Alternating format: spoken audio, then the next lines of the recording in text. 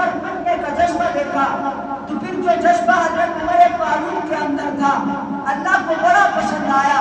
پھر اللہ رب العزت نے عمر فاروق کو نبی کے قدموں پر لا کے رکھ دیا اور فرمایا کہ عمر کو میں تیرے در پر بھیجوں گا.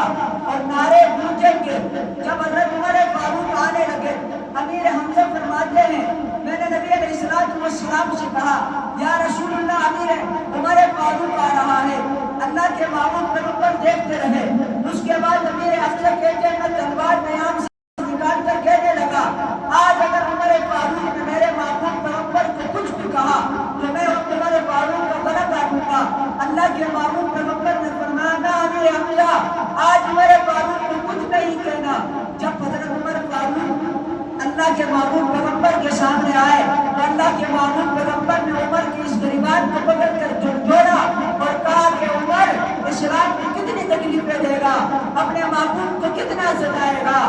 اللہ کے معبود پیغمبر نے جب یہ بولا عمر فاروق کہنے لگا اے اللہ کے معبود پیغمبر آیا تو میں سر کاٹنے کے لیے تھا لیکن ابھی میں سر آپ کے سامنے جھکانے کے معبود پیغمبر نے فرمایا اللہ اعز الاسلام. عمر کے آنے سے اسلام کو عزت دی اللہ رب العزت نے.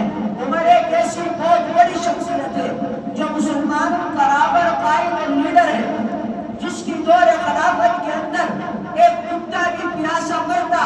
حضرت عمر فاروق فرماتے قیامت کے دن مجھ سے پوچھا جاتا صحابہ مرید نبی ہیں, تمام صحابہ نبی کے مرید بن کر آئے لیکن قربان جاؤ میں عمر کی عظمت اور شان پر کہ اللہ کے محبوب پیغمبر کے مراد بن کر آئے.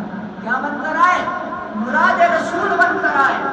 نبیوں نے جس کو اپنی دعاؤں میں مانگا تھا نبی ہر وقت یہ دعا کرتے تھے اللہ عمر کو اسلام دے دے, عمر کو اسلام سے نواز دے. کیوں مانگا تھا؟ پتا تھا نبی کو اس کے اندر کچھ. جب کلمہ پڑھا لا الہ الا اللہ محمد رسول اللہ پڑھنے کے بعد فرمایا یا رسول اللہ جو دین ہم نے پڑھا ہے یہ حق ہے یا غلط ہے؟ اللہ کے محبوب پیغمبر نے فرمایا بالکل حق ہے. فرمایا پھر عمر کی غیرت گوارا نہیں کرتی کہ ابھی بھی دارالعلوم کے اندر اذان ہو, کعبے